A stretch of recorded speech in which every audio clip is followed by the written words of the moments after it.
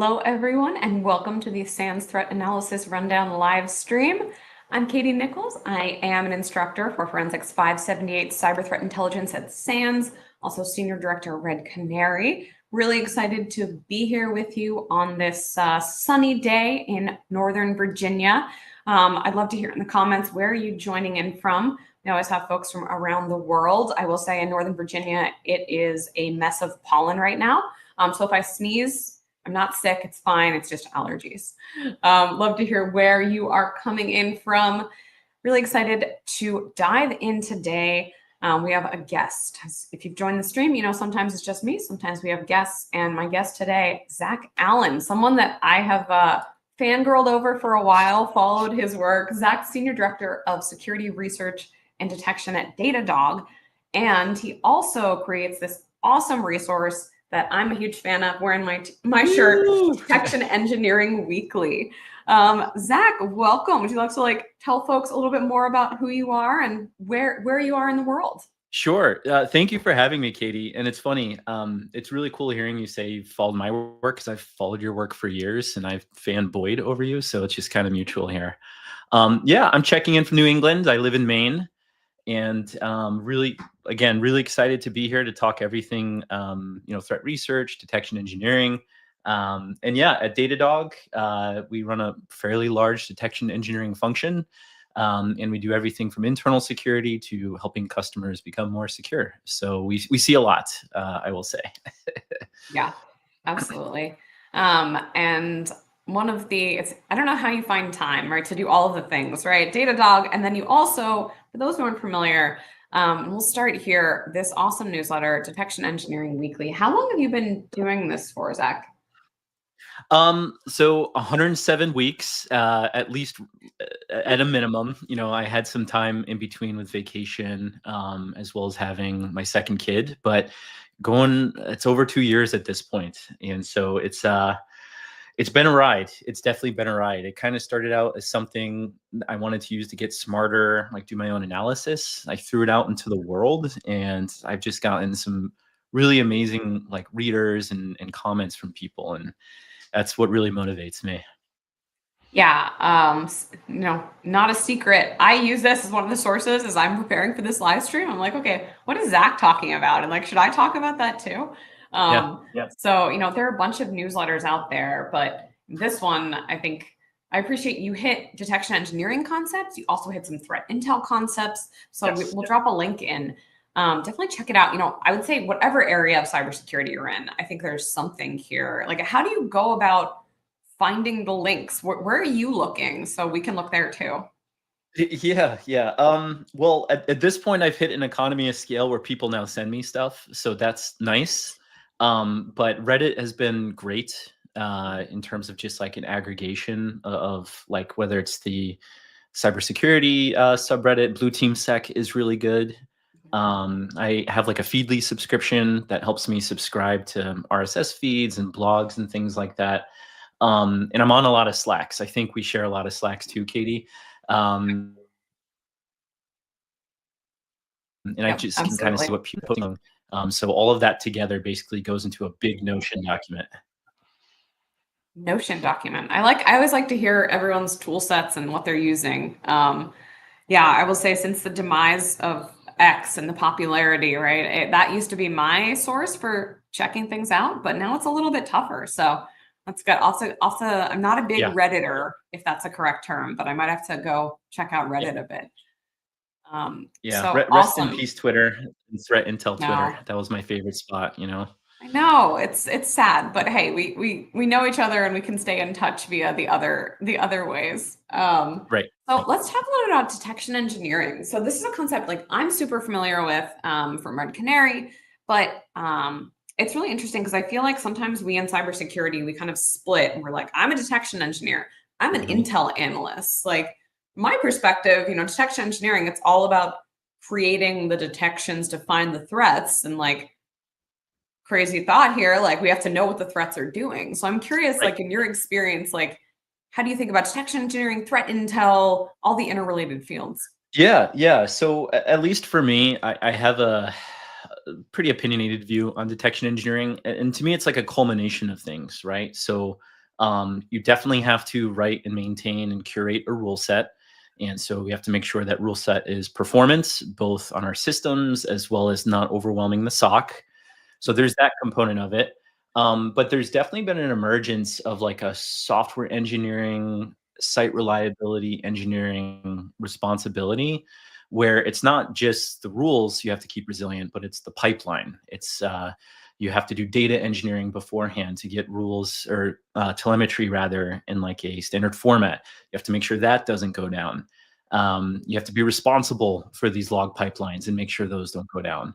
So there's a big component of like software engineering I think this kind of plays into. And to me, at least when it comes to threat intel and threat research, all detection engineers should be really well versed in threat intel and threat research. People talk a lot about the detection backlog, so ideas that go into detections. And if you don't have an intel team putting in ideas or understanding what your threat model is to build better detections, you kind of have to do it yourself, right? And so having that threat intelligence experience, being a good analyst, understanding bias and making sure you're not deploying a rule that took forever to build and it catches this one technique from this one Chinese APT and it turns out the victimology for your firm doesn't really match up. That's also a lot of wasted time. And so what I like about it is that you can kind of wear many hats, and you can really bring in so many different types of archetypes in infosec and really take advantage of that expertise to curate these rules. Yeah. And I'm struck by how, I don't know, in larger organizations, probably like Red Canary, Datadog, like you have different teams, right? We have an intel team, a detection engineering team, but they're probably people who they do all of the roles, right? Yes. You're like part threat researcher, part intel analyst, part detection engineer, part data scientist. Yes. Yep. And yeah, there's just so much overlap. And yeah, I think it's appropriate that they're called detection engineers because of what you're saying about data pipeline and normalization, standardization, understanding that data. Like that's a lot. And then the prioritizing the threats. What do you detect on? How are they changing? Yep. A lot in this one potential role. So It's great, and I love roles that have many on ramps and can have many different paths into it. And I think this is kind of one of them. I also think Intel analyst is very much one of them too. So um, there is a balance when it comes to what capacity you have as a single human being, as well as the team you're on, right? And so my hope with the newsletter, at least, was to kind of say like, let me bubble up things that I think are really cool advancements, like someone looking at a interesting like open source repo that can do detection on your behalf. And let me just pull in the biggest news and make sure that like if you don't have time to do all of that, at least you have a resource with some analyst notes right there. Granted, my analyst notes are probably a little bit more cheeky and not necessarily professional in some cases, but I hope that people come away from that saying like, okay, I understand this more. I'll dive into the blog post if I need to, but maybe I can go to the next story. yep. That's what I found. And it's cool that you just started kind of doing this, and then you're like, maybe others would like to hear this. And Yeah. I know I can't keep up with everything. And just having like a quick hit of like, here's what it is, here's why it matters. And then I'm like, oh, this sounds interesting. Like, let me go read more. Yep. I'd love to kind of dive into a couple, just came out this morning. So you can check out that link, and all these links are from this.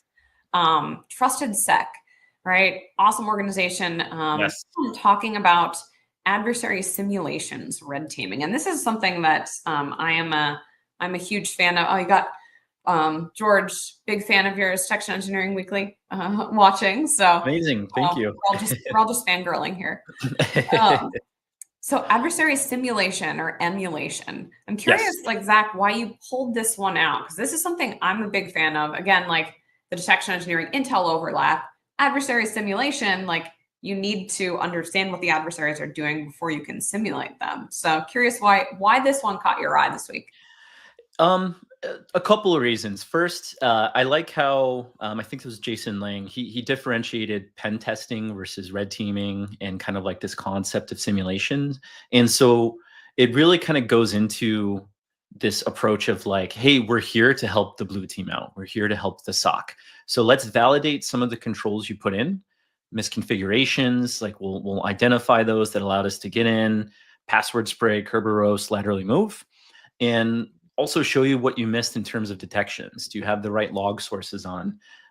What is the attack path that they use to get through the network, maybe to like an AD server? And so I put something right at the end of this analysis saying like red teamers make really, really good detection engineers, because when they Mhm. put that hat on and they do the actual attack, they know for the most part how they get caught. And that's what we do in detection and threat intel, is how do we catch this? And so I just think it's a really good play in terms of like an evolution of security operations and how these different teams can be useful for the same goal.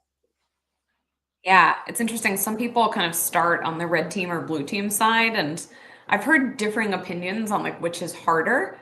Like, of course, I think as a detection person that blue team's a little Mhm, bit harder, but mhm. we're all biased, right? Yes, we are. Yeah. And I really like it's always fun. I enjoy looking at different blogs and like how people convey information. And yeah, I forget which diagram you had, but yeah, I like the kind of breakdown they have here of like the steps the adversary takes, right? That's right. Or And in red, that's the control that failed, or it's the detection opportunity. And so, yeah. again, I thought, Jason did a really good job here of just saying all of these things probably would have stopped me. So it doesn't necessarily say do all of these things. It says if you had one thing in here that would have stopped this attack path, that would have been useful enough. And Yeah. it's an excellent approach to this. Yep. And I love the phrase. I use that same phrase, detection opportunity or like control Yes. opportunity. Because again, you don't have Yes. to have every one, just like choose one, like have better password management. Yep. Like least privilege, weird, basic things. But Yeah, yeah. it removes Excellent. the fear of like, "Oh my gosh, I have to do everything." And Mhm. if you can just do a couple things really well, yeah, there are, places to improve, but would have caught this person. So, Yep. Yep. Nice. Well, this is a great one. And I like the down here, like defensive enlightenment, right? And this is mhm. not to pick on the red teamers. Sometimes they get a little caught up in like, hey, I'm just gonna like try to bypass you. And like, okay, cool. But the goal is to improve defense, right? Mhm. Not just like dunk on the defenders. So Yeah, um yeah. So yeah. we do a little bit of this at Datadog. We actually have an adversary simulations red team, and we love giving them scenarios, and we have like game days where we're like, okay, we know they're kicking it off. Let's see if these detections work. Some of them do. Then they find a way around it, and we're like, oh my gosh, how did you do that? And then we just iterate, and it's a lot of it's just a fun way too to collaborate with people that you may not necessarily collaborate on a day to day. Yeah. And I like this kind of breakdown of like the red problems, green solutions, right? Improve command line detections, like Yep. improve processes. So kind of a neat example here. Nice. Well, good blog there. Again, these are all linked from Zach's newsletter this morning. I was so excited when I woke up and I saw this one. And I was like, oh yes, it's like Zach is setting me up to talk about my favorite and least favorite topic of threat actor naming. So first off, great image here, right? That's got to be like Excellent. ChatGPT. I really want that mask when I'm working. That skull Yeah, mask. yeah, mine's in the other room. I'll make sure I grab it next. So this is a source that I'm not familiar with. Like, how did you find this one? I think it was on I think it was on one of the subreddits I look at. And Nice. I think I saw it no, it was a subreddit I looked at. Someone posted it. So I don't know if it's this company specifically, but I pulled it out there, I think on Blue Team Sec. Excellent. So there's a subreddit. Blue Team Sec is a good one to Yep. follow. So I'm curious, like the naming thing. There's so many different names. Like, Yes. what is your feeling on this overall? Like, what is your opinion on the threat actor Yeah. names? Good, bad, necessary, unnecessary. Um Overall, I think it's good, but let's use a little bit of Intel speak here, like maybe some estimative language, right? Basically, we all know it's a marketing exercise, right? We all know that a lot of these names, I've seen the 12-foot figurine at the CrowdStrike booth, right? And I actually think it's kind of cool. Like I have I my definitely action want. figure. Yeah. Here you My Ed go. Cozy Bear Yeah. action figure right there, right? It's Yeah, pretty cool. I'm I not would gonna love lie. one. Just it's cool, right? And it kind of gives you a little bit of pride of being in the space, but it's definitely used. There people benefit from it, and maybe it's not necessarily only security people, right? Like people have to sell products and things like that. So that's kind of like I would say not the bad side, but maybe like the necessary evil, perhaps. On the good side, um, we all have different levels of visibility, and we have to be able to name the thing that we see. And so we have a naming scheme at Datadog. We just started using. So we use dog breeds from the country. And Nice. so uh just to kind of stick with the dog theme. But the idea is just like we have to call it something. And it's good to compare clusters, but there's never going to be 100% overlap. And I'm sure it's definitely something you see a lot at Red Canary, right? Oh yeah. And I love that you use dog breeds. Like we do the same thing at Red Canary. We do a bird, color plus Yes. bird, and like Yeah. there's a fun aspect to it, right? And like absolutely, Yeah. we both work at vendors. Like there's a marketing aspect to it. But and I think to your point, I totally agree. There is a real meaningful reason for it. I think Mhm. what I've settled on after like struggling with this for years and years is that I think these names are actually the most important to like Intel analysts themselves, Mhm. right? And so, it is but communication, as you said, like let's say, right, an Intel analyst talking to a detection engineer, and like rather than being like, oh yeah, that cluster of weird social engineering activity where they, spam bomb you and then they install on remote tool, like be like, okay, Storm 1811. Like we know what we're talking about. Mhm. So I feel like it's well intentioned, but I don't know. I feel it like others do. Like the challenge of there are so many names and Yeah. there are good analytic reasons, as you said, different visibility, Mhm. different analytic methods, right? Like you at Datadog don't see the same data that I see at Red Canary. So like maybe we're tracking the same thing. It's just we can't all share everything. And so we don't know that we're tracking a similar thing. Right. Um, but yeah, it's also frustrating though. I don't know if you feel the pain. Like my I I teams I feel the spend a lot pain. of time with this. Yeah. Yeah, if you scroll down, I think they list out like a bunch of them in a table.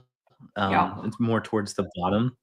Oh But yeah, yeah, this like one. it's just and I know there are other websites that kind of capture this, and I think some Google Sheets like that Yep. people share around too. So it can be a little much. Though my favorite naming right now would have to be like all the fun names that Microsoft comes up with. Just like it's not necessarily the typhoons or anything like that. It's the adjective beforehand. I think they're pretty funny actually. So Yeah, some of these are pretty funny. I think there's a raspberry, there's a yeah, there's a pistachio, margarita, I plaid, think. Yeah, margarita, sangria. pumpkin. Yeah. Yeah, there is Sharon DeGrip over at Microsoft actually led the creation of a like recipe collection and Mhm. I contributed mint sandstorm. It's a drink. It's a mint Yes. milkshake. So Oh my gosh, amazing. yeah. Yeah. This is I was scrolling through it this morning and I was just like, how have we gotten here? Like, whew. Yeah. The thing that I like to warn everyone about these is like it can feel nice and neat, right? To say like Aqua Blizzard is the same as Actinium or Gamma Redun, but like Zach, I'm sure your teams have experienced this, as you said, like not 100% overlaps. And so I always Yes. like to caution and like when I'm teaching, like use this with caution and remember, like I treat these as sort of a lead. If Mhm. you are an analyst, you're looking into like Diamond Sleet, and you're like, how does some other organization track this? Mhm. Okay, maybe it overlaps with Labyrinth Kalima, but it might be like a Venn diagram, right? So Right, right. And I think it also kind of captures the uncertainty of certain infrastructure too, just because things are reusable. Um, VPSs you can buy all kinds of ways, right? So just because it helps you at least frame it in a mind to say like, okay, if I see two overlaps of let's just say an IP address that make no sense from a threat actor perspective, that's actually good metadata in the sense of like, oh, this is just like a VPS that they bought on some bulletproof hoster, and that kind of helps out with like at least validating or like rejecting that hypothesis too. yep. We had a question come in. What dog breed do you use for unknown country actors? Mutts. We have mutts. Was So that was that a was that a setup so you could answer that question? That's I funny. thank you, Jason. It was a great Yeah. setup. Definitely Yeah. unplanned. I like it though. That's great. That's perfect. That's a perfect Yeah. description of we don't know, so it's a mutt. Yeah, exactly. Yeah, I'd love to hear in the comments, like, do you have anyone listening have a favorite group name? I kind of now this is my or like naming scheme. Like Zach, you said you're a fan of the Microsoft ones, the adjectives they use. Now I'm a big fan of the mutt term.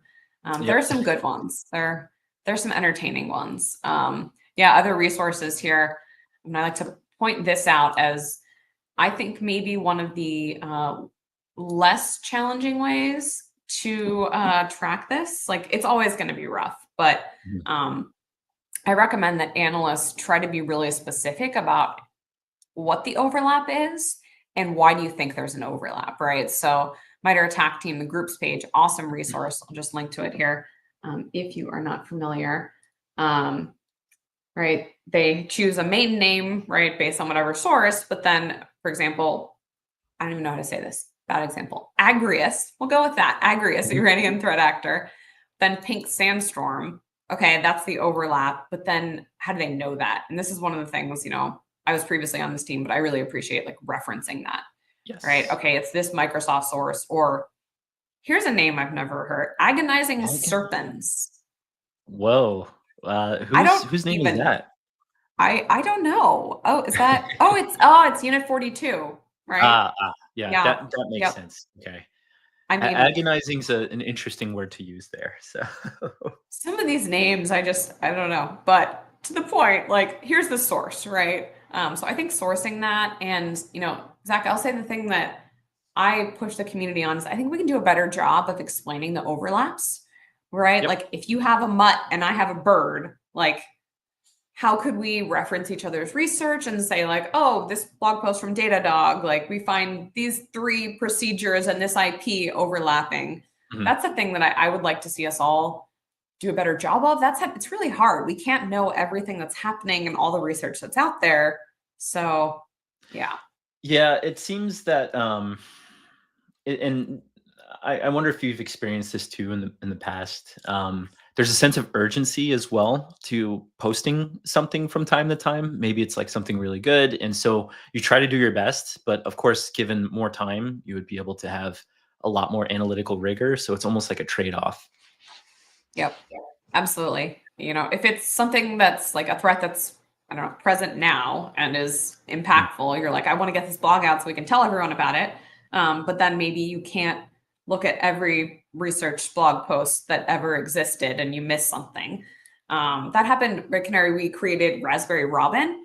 Mhm. And we looked and we like genuinely tried because we generally won't name something unless we think it doesn't have a name already. Mhm. And we looked and we didn't see anything, but it turns out, I forget what company it was, named it QNAP and we just Okay. didn't know that. And so like we published our research and then they were like, hey, we already knew about this. And I was like, oh, cool. We didn't know. Thank you. Like Right. it happens, right? It So, happens all the time. Right. yep. Well, I don't know how we make it better. I don't know. My thing is like, hey, just try to reference other people's names, explain the overlap. The other thing Yes. I always recommend to everyone is like zoom out. Like if you're an Intel analyst and you're nerds like us, Zach, like you probably care the overlaps and like how is your mutt different than my bird? But like to a lot of our consumers, a lot of people we talk to, like they don't really care.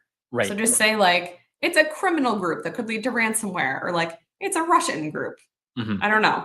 Other thoughts on like how You we know, don't get mad about this? I feel like we should commit to it more. We try to do it at Datadog, just kind of like a call out on like clustering or attribution, and we do try to reference, but I do feel like the non-Intel people just kind of scroll over it and they kind of continue on. So it's almost like for us by us, if that makes Yeah, sense. And absolutely. so, and I'll get pings, I'm sure you have too, of like, hey, in a Slack DM, I think I saw this, does it overlap? Like, can you tell me a bit more how you move from, this to this conclusion and things like that. So Yeah. there's no real good vehicle for it right now. Yeah.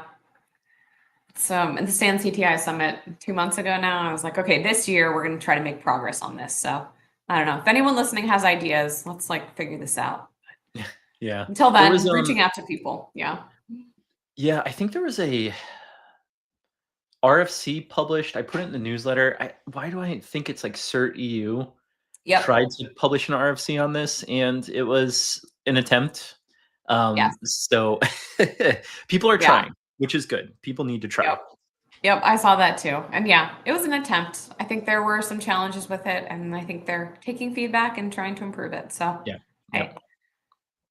Well, let's see. Other things that kind of caught my eye. This one was really interesting. And this is, Mhm. again, I really like reading your newsletter because there are sources that I don't follow or like I'm not aware of. So talk us through this one. Why was this interesting for you? Yeah, a couple things. If you don't know Mehmet Ergin, his name's at the top there. Really amazing researcher, detection engineer. He launched a company, Blue Raven, that does a lot of training specifically on like Microsoft ecosystem and you know MDE as well as Sentinel. But what I like about this is that the detection ideation came from um, almost like a new product summary. And so the way it reads is he went and looked and he saw a new feature, aggregated reports. Mhm. And this was on a Microsoft blog. And so then he made a hypothesis, can this be used to detect like C2 beaconing traffic? And went on and kind of showed the work along the way. And it's something that I don't really see as much. We're always so threat driven as we should be. Mhm. But I love that it kind of started with like a feature announcement and it enabled a whole new set of detections rather than just kind of seeing like an update and whether it's like a Sigma rule or the Sigma engine rather. You don't see as much as that, or at least I don't when I do my research. Yeah, that's really cool. I hadn't thought about that. Yeah, we're often threat driven, but like you're in a tool and you see, hey, what is this aggregated report thing? I haven't seen that before. What kind of information is here? You can kind of work the other way. We usually start with a threat. What data do we need? Versus Right. like, hey, what data, what report, and then go backward. That's right. For folks who aren't familiar, Sliver, like common kind of red team tool. Putting in red team because adversaries. I'm curious if you have an opinion on this. I think I've seen reporting that Cobalt Strike has kind of decreased a bit and Sliver starting to come up. I'm curious if you've seen that. Yes, I've seen that too. I linked. I think I linked in the last newsletter or the one before that. The reason we may be seeing this, Cobalt Strike actually does a good job of working with domain registrars, law enforcement, and giving out detections on how to find it. And they actually track it. They track those metrics and they track like domain takeovers, sinkholing, things like that. So you're seeing a lot less because they're actioning on these. They're also actioning a lot on people pirating or cracking their software as well. Mhm. And so, we're definitely seeing that uptick in Sliver getting a lot better. I think Merlin's out there. There's a couple other post exploitation frameworks. It makes sense that as these become more feature rich, you Yeah. probably won't see as much investment into cracking Cobalt Strike, for example. Yeah. Yeah. I can't remember when the like disruption effort was that like over a year ago. Yes. Um, so yeah, it's interesting to see like maybe that's really having an impact. It's kind Yeah, of a nice win because we don't always get those. So neat. that's right. That was a cool one. This was another one that caught my eye. So I will admit, like supply chain things, supply chain attack, we say a lot, and there are many Yes. different types of supply chain attacks. And this one, was this the one that you were like, if you got paged? I wasn't paged, and I was like, I wasn't even tracking this one. Yeah. So what happened in this for those like me who hadn't seen this attack? Yeah, and I say that because it was something that we were looking into at Datadog. But basically, uh, I- I've gained like a big interest in open source supply chain attacks. Mhm. Whereas like I feel like original reporting around like the Kaseya breach, it's a supply chain from a customer point of view. And what's beautiful about like this type of area of research is that everything's so open and everything is kind of transparent in terms of how many installs do these different packages or GitHub actions have. You can kind of do a cost analysis as an attacker and say, like, let me go after this GitHub workflow and I will infect these downstream repos, which are connected to these companies. And that's only publicly known, not privately. Mhm. So that was the first thing. Second thing here is it was just kind of beautiful and simple, I would say. There are long-lived access tokens in GitHub. You can use it to do everything that you can on the web or through the CLI. And according to the person that runs TJ Runner, one of their access tokens was compromised, and it was leveraged to push a malicious GitHub action, which is basically like Jenkins but on GitHub. And it was used to access scan memory, access secrets within that build step, which there are many secrets. That's how kind of build steps work if you have to access private resources. And then it printed it out in the work log. So they didn't exfil it, they just kind of printed it out. One can assume it was a POC. One can also assume if they managed to compromise a PAT token, maybe they're just like, hey, let me go look at the logs of the things that I'm really interested in and steal those secrets. And so it was pretty big in the developer world. Developers are getting, in my opinion, targeted a lot more, or at least their tools are, because there's just so much access that developers have. And as you have more modern companies that use the cloud, it's just a great way to break into something.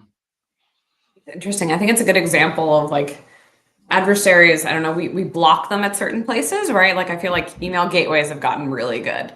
And so they're like, cool, like let's just Chrome extensions, right? Or GitHub workflows, like finding the next path.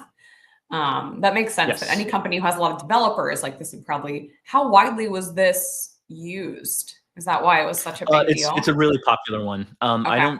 I can't remember the exact the number. And maybe Yeah. James, who wrote this, has it on there, but it's very Yeah. popular. Uh, and we've seen, like, you can go and do searches on like GitHub and kind of see it, like some level of impact it generated, but it was pretty high. Interesting. Um, it's also kind of interesting, like looking at, how do we know about this, right? Like GitHub org audit logs, like trying to figure out exactly what happened here and figuring out would have been a Yeah. lot. So And you have to pay for those too. that's a So, whole nother rant of like, I don't know, crazy idea. Like maybe give people the logs that they need to secure themselves, right, but not right. charging extra. But Yeah. um, yeah, that's interesting. So I feel like this is a good area because yeah, adversaries, okay, they know that like they can compromise these pretty easily and affect developers. And then if no one's collecting GitHub audit logs, right? Like no one can even investigate this. And so That's right. Yeah, yeah. and it's the audit logs, it's the containers, because GitHub Actions are essentially containers running on pull requests. There's a lack of visibility in that, so there's a lot of companies, Datadog including, where you can deploy a security agent to your action runners itself and kind of collect Mm, telemetry there. So interesting. it's ballooning. Like it's definitely ballooning in terms of the sources of data that we need. Yeah. I feel like probably a lot of orgs are not monitoring that part of their infrastructure. Seems like a developing space. Yes, it's definitely developing. Nice. Well, this is one that if you have a lot of developers in your org, like definitely look into this one. I appreciate they included a Python script. Try to help out, respond to this one. So nice. Good one to keep an eye on. Um, the next one, this one was interesting. Um, like, yeah, was this the one you wrote cinema? Yeah, it's just absolute cinema. Yeah. Yeah. Yeah. So what happened here? Like, Uh, this is a super secret spy story. it really is, because I'm sure some of us work in like the insider threat space, which is, it can be cybersecurity related or cybersecurity adjacent. But the basic premise behind it is that there's these two, according to the blog, there's two competing companies, Rippling and Deal. And Rippling alleges that Deal, someone from Deal or an agent acting on behalf of Deal, either got employment or got access to Rippling systems and they're using that to basically search through Slack and search through some of their like internal kind of corporate drives to take secrets, and not like API keys, but like trade secrets, customer information, things that are under NDA and things like that. And Yeah. the wild part here, it really sounds like a movie. They set up a honey trap for this person, or a honey pot rather, that basically, you know, it's like one of those things where you send out to find a leaker, you send out a document to 100 people and you change one thing in that document. And then when that leak comes out, you know who it is. It's basically Yeah. that. But this person just searched Slack more than 6,000 times for this little honeypot scenario. And it was just like pretty obvious what was going on. And I guess they like served him papers, and then he locked himself in the bathroom, and they said, "Don't do anything on your phone. Give us your phone." And he said no. So it was, I really feel like it's a Netflix show waiting to happen. I would watch it. Yeah, and I think you wrote this in the newsletter, like search Slack more than 6,000 times. I'm trying to think. I do a decent number of Slack searches. I'm a big Slack person, but like probably not that many. No. Um, and yes, then there's the like looking in the mirror of like, hey, like, are we looking at that? Is anyone looking at that in any org? I don't really know. Yeah, yeah. I Probably actually had not is some, my guess. probably not. I had someone reach out to me on LinkedIn because I mentioned audit logs, and I was actually incorrect. Slack audit logs don't show searches. Slack doesn't log searches. And so the Huh. running theory I have, because I was chatting with this person, is like maybe they had like a DLP solution because it's a finance company, and so it's a little bit more contained, and that DLP solution allowed them to kind of see this. But it's definitely something that you can Google. And Slack is like, we do not save like search history. Like, we believe in at least a little bit of privacy in your work app. Interesting. Well, if any insider threats are watching, please don't do that. Yeah. But if you work on finding insider threats, that's an interesting piece of information. Yeah, like Yeah. investigating, does a DLP, can you get that visibility somehow? Or, interesting. Again, things like threats are doing, whether it's insider or external. And then, Right. like, do we have the right data to be able to detect it? And in this case, like, probably a lot of people don't. Huh. Right. Yeah. And, like, it doesn't say whether it was manual. Like, did this person really press enter 6,000 times? Yeah. And it's I have such a questions. basic, like, we do obsess over like APTs, advanced attacks like this, but this is like persistent. This is the P in APT, right? And so it just kind of goes to show like you don't need anything fancy to pull something like this off. Yeah. Interesting. Well, I haven't looked. Oh yeah. Well, I won't go into it now, but man, I love a 49-page court document. I don't know. I like legal documents. I think they're fascinating. You get all Yeah. kinds of interesting things from this. So Yeah. I have an indictment list Google sheet. I have to add this one as like this is Yep. just interesting. Yeah. Like Yeah. Yeah. why not? Yeah. I'm Why sure not just ChatGPT could, if you load it in, it could there you go. summarize it for you or something. Yep. Well, that's a fun one. Um, this was one that caught my eye in particular because I feel like, I don't know, we talk about it every couple months when there's like a really important, I don't know, attack path or ESXi vulnerability. Mhm. But VMware ESXi hypervisors, like most people don't have visibility there. And then like adversaries will get into them and then they can basically own your entire virtual infrastructure. And Right. no one really watches them. So I guess I'm curious, like why out of all the vulnerabilities were these ones that you thought were worth highlighting? Uh, when I first learned about virtual machines, we dove pretty deep in kind of some of the architecture behind them. And I always was presented the hypervisor protects all, right? And to see something like a hypervisor escape is just like a pretty Yeah. wild concept for me. And what Kevin pointed out here too was like kind of threat actors were talking about something like a hypervisor escape towards the end. So it's just like really when the fundamental protection mechanism fails, that's it, Yeah. right? That's it. So relying just on that is kind of what made me take a pause and say, is there anything else you can do? Because ESXi's run on Linux, and maybe like their own, like Broadcom or VMware's own brand of it, but there's definitely security tooling on Linux. Yeah. This, I what love a it. great diagram, right? Like, hey, it's effective. I Yeah. understand what this is saying, right? He Every other always of these. does these funny diagrams, like, with big vulnerabilities. So, and Yeah. you see, like, news agencies pick it up and post it, and I think it's by design at this point. Funny, this is talk about, the decline of threat intel Twitter. Like, Kevin Beaumont is one that I didn't even realize he had his own medium. So, Yes. um, Yeah. good to get his takes on that. Um, and then the last one I wanted to highlight from the newsletter today, the Lazarus Group, which we'll put aside my rant about the Lazarus Group just being like a dumping ground for anything related to North Korea. Mhm. But this one was an interesting, I thought it was cool in terms of like an example of how you can go about infrastructure hunting. Yes. One of my favorite subjects. I feel like it's Yeah. getting a lot more, especially in the last few years, a lot more recognition. Um, I like Valadin in the sense that, and I put this in the newsletter too. It's a product, blog, but it has a community version, so you can actually log in and use it and walk through it together, and it can be useful to your org as well. Um, but yeah, like, just starting from a singular IP and kind of understanding, in a domain, understanding like the relationships. I think Joe Slowick talks about this a lot, like pivoting in networking. It's just beautiful to me. I don't know. There's something about like taking core networking knowledge, which is something that I learned, in my undergrad, and just seeing how you can build more and more pivots, and then you get a larger picture of everything. It's definitely one of my favorite things to do, like jump into Census and see what I can find. Yeah.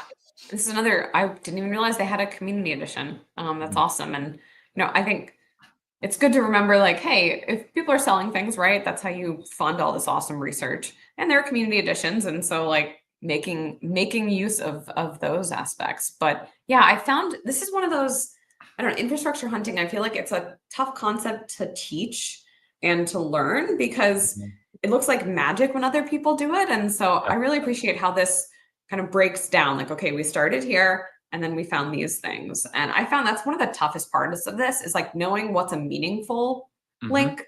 Like, okay, I pivot and I find 1,000 domain names. Like, I don't know if they're all bad, but this is kind of a nice walkthrough.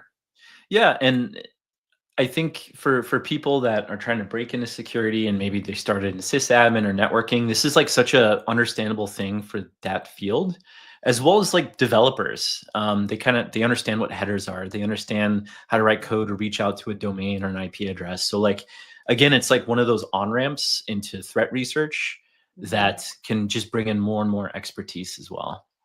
Yeah, I'm a big fan of that.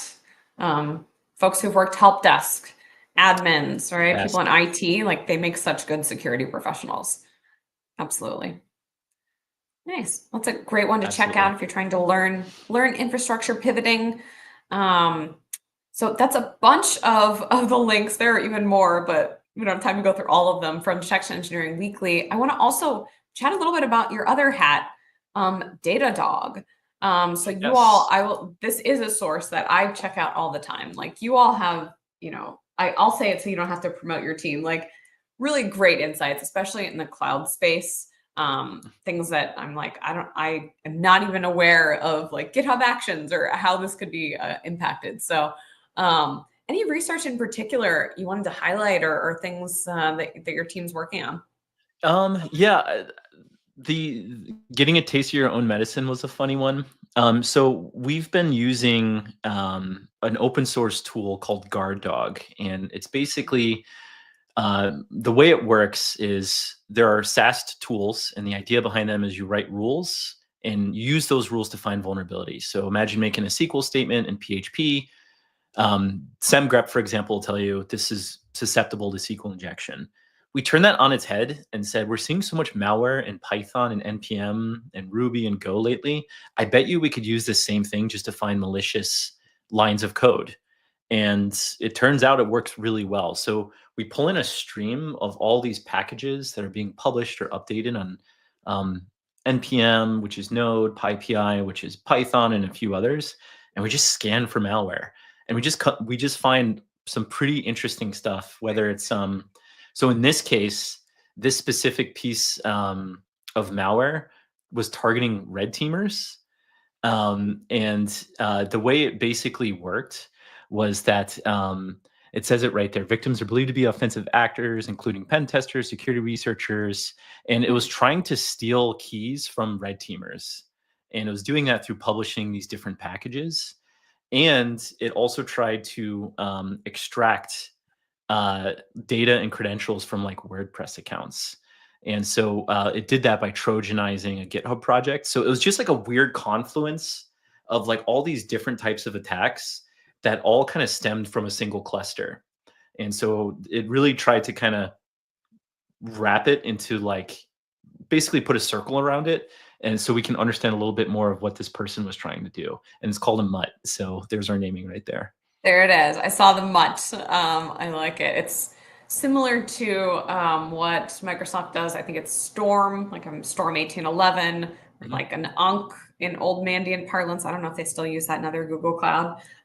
So yeah, I like the real life threat actor example. And yeah, it's really interesting. I don't know how often I've seen reporting on like targeting of, I'm thinking of like some of the like North Korea stuff targeting security researchers a year or two ago, but like hitting red teamers, like that's not something that I see every day. That's interesting. Yeah. And they targeted several GitHub projects and things like that. We also found like some links to a phishing campaign used to target academic researchers.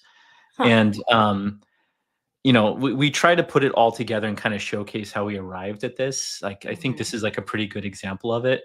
And I thought you would appreciate this. The phishing email they sent out to researchers had a click fix in an academic paper using Linux. And so basically it sent it out and said, hey, copy paste this thing on, your developer box and things like that. And it infected them. Yeah. Interesting. Yeah. Click fix, the kind of copy paste thing. Just taking a look. Interesting. Yeah, there's the green text right there in that gray box. If you scroll up a little bit, it has the click fix. Interesting. So just log in. Yeah. Copy and paste this. And I'm guessing some people did. Yeah. All right. So yeah, if you aren't familiar with the click fix, all right, I like that.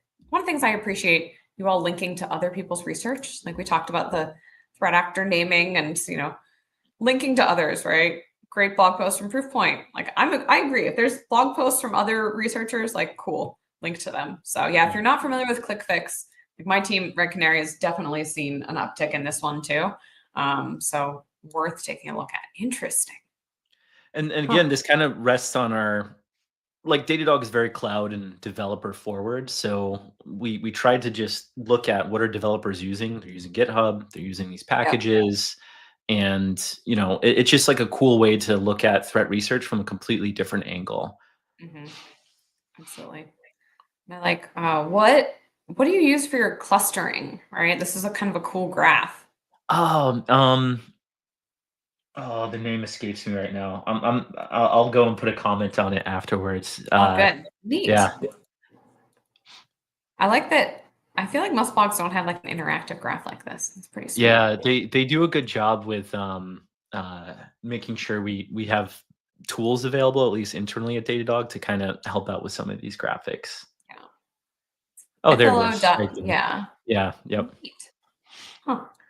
Well, that's a fun one. If anyone else likes to play with graphs, it reminds me a little bit of like one that's built into, I don't know, like MISP or many other tools, but yeah, kind of like Maltego Lite here. Yeah, and I feel like with something this complex, you kind of need it because you can write all of the words, but I can actually go in here and play around and check out the links directly. So neat. Very cool. Well, yeah, I dropped a link into kind of the parent page here. Do you all, here's my other question. We're coming on annual report season. Do you all do any kind of annual reports or quarterly reports? I see this one came out in January. Yeah, we do a threat roundup. If you it's called the cloud security. Like we do a cloud security yearly report. I can grab the link and send that to you as well. But we definitely look at cloud security as a whole. So threats are a part of that, as well as developer tooling, vulnerabilities, what are people using, how fast are they patching, and things like that. So it really kind of uses the full ecosystem of Datadog, even outside of our security products. So yeah, we do quarterly threat roundups here. Adrian, who runs this team, and the threat research team, everyone there, all amazing. And we have like a larger one as well, which is like a full org type of commitment too. Nice. Is that coming soon? Do you do like last year, or do you know when that's coming? I can't remember the due date that they have right now, but it should be coming soon. I know they're already working through some of the research and the reporting internally. Yeah, they're huge lifts, right? Red Canaries, I'll drop a link into the Red Canary one. Red Canaries report just came out this week, and work on it for so many months, right, before it comes out. So Yeah, cool. yeah. It's called the State of Cloud Security. Awesome. I can try to drop a link here. Perfect. We'll bring it up live, all right, and I'll drop in Red Canaries annual report. They do a pretty. Oh yeah, nice. Yeah, Yep, we I got have to get ours. this one. Yeah, this is on the backlog for me to read. I mean, always more reports than there is time to read them, right? So state of cloud security, good graphics too, right? Datadog has this really interesting, really amazing team of people that do this full time. And it's all complete original illustration and things like that. So Yeah. yeah, this is our state of cloud security. So we hit it every year. We kind of track trends over time, and we're looking at how people, whether they have misconfigured resources, vulnerable resources, how are they configuring their cloud, and how does that kind of contribute to their security posture. Nice. And I will say, regardless of when this is published, I'm going to guess that these are still themes that are happening, right? Like long-lived I'm sure credentials, yeah, yeah. probably still a risk. Yes, absolutely. And these are cloud focused, but we just looked at a GitHub focused one. So I imagine the more and more long-lived credentials that do exist, threat actors are kind of catching up and making sure they can abuse them. Yep. Yeah. And on the topic of the annual reports, I actually wanted to mention this is a new resource that one of my colleagues just mentioned. I know there are a lot of these awesome repos. I was not aware of this one that is awesome annual security reports, because I love the annual reports. Red Canaries, Right. Datadogs, whatever, right? They're such a valuable source. So if you also I'll have like to add this annual to the reports next like I one. do, Yeah, it's yeah, great. absolutely. Yeah, I think they take pull requests. So and I'll drop the Red Canary link in as well. Yeah, it's definitely annual report season. A lot of valuable insights here. Let's see. So you talked a little bit about guard dog from. I like your dog themes. Like it's pretty strong. Yeah, Right. we're pretty obsessed with it. Yeah. If you have right, you just have to embrace the bad puns and the metaphors and the dog group naming and the mutts. I appreciate that. Yep. It's Yeah. memorable. Even our Right? internal incidents are named after this stuff. So security incidents, I think, are Yeah. Dobermans or something like that. We almost tried to get poodles approved, but people didn't like that. Yeah, you kind of push the limit. See how far you can get before someone says, yeah. Cool. Well, we are actually coming up towards the top of the hour. Wow. Anything else from Datadog you wanted to highlight, Zach? We dropped links into the blog, GitHub, state of cloud security. Yeah, we'll be at RSA. We have 4 talks across all of our research team, and so we're talking about everything from container security, supply chain security, detection engineering, as well as AWS vulnerabilities. So a good spread of like cloud security topics. And if you're around, would love to meet up, Katie, or anyone else is around. Like I'll be hanging out at the booth, and just kind of chatting people up. Nice. So yeah, if you're heading to RSA, like yes, there's a lot of sales, but there are talks too, research talks. And yeah, I'll say all the blogs and talks I've seen from anyone at Datadog are really valuable. So that is good to know. All right. Well, I think we are about at time. A couple things on the SANS sides I wanted to highlight. Upcoming SANS summits, always a lot of those happening. Ransomware summit coming up, right? AI cybersecurity summit is also coming up. If you're a fan there, emerging threats, leadership for the senior directors like Zach and I. So a bunch of events coming up. And then I also wanted to highlight, I'm actually teaching after a bit of a break. I had a baby. I'm going to get back to teaching next week. So if you're looking to take Forensics 578, totally live online, so you don't even have to travel. And so hope to see folks in that class or at an upcoming summit. With that, Zach, thank you so much for joining. This was so much fun. Thank you for your awesome work on Detection Engineering Weekly and all of your work at Datadog, the research there. And thanks for joining. Thank you for having me. This was a blast. Awesome. And with that, everyone have a great rest of your day. Thank you so much for joining the SANS Threat Analysis Rundown. We hope to see you next month. Bye.